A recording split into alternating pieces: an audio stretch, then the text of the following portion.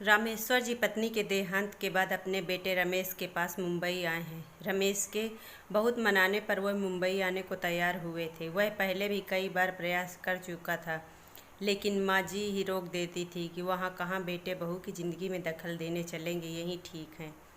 पिताजी की भी इच्छा मर जाती। इस बार कोई साक्षात अवरोध नहीं था और बेटे के मोह में वो मुंबई आने को तैयार हो गए थे। रमेश एक बड़ी कंपनी में ऊंची पोस्ट पर कार्यरत था। उसने आलीशान घर और गाड़ी ले रखी है। घर में घुसते ही रामेश्वर जी ठिठक कर रुक गए। गुदगुदी कालीन पर पैर रखे नहीं जा रहे थे। उन्हें रुका देख रमेश बोला, आइए बाबूजी, अंदर आ जाइए। बेटा, मेरे पैर गंदे हैं, कालीन गंदा हो जाएगा। आप चिंता न करें बाबूजी, सोफे पर बैठ जाइए।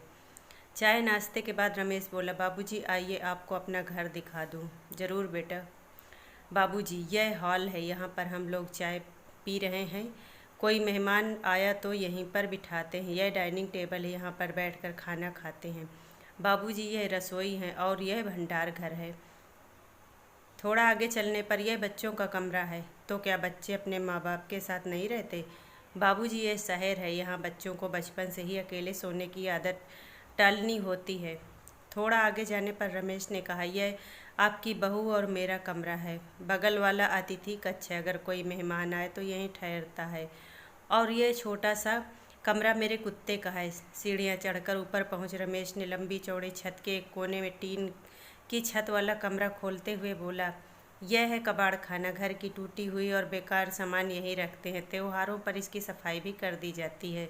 ऊपर ही एक बाथरूम है। रामेश्वर जी ने देखा कि कमरे में एक फोल्डिंग चारपाई पर बिस्तर लगा हुआ है और उसी पर उनका झोला रखा है। रामेश्वर जी ने पीछे पलट कर देखा तो रमेश नीचे जा चुका था। रामेश्वर जी चारपाई पर बैठकर सोचने लगे, यह एक ऐसा घर है जहाँ पालतू जानवरों के लिए अलग कमरा हो सकता है, लेकिन बूढ़े माँ बाप के लिए नहीं। उनके लिए कबाड़ का कमरा? नहीं नहीं, मैं अभी कबाड़ नहीं हुआ हूँ। रमेश की माँ बिल्कुल सही मुझे रोकती थी, मुझे यहाँ नहीं आना चाहिए था।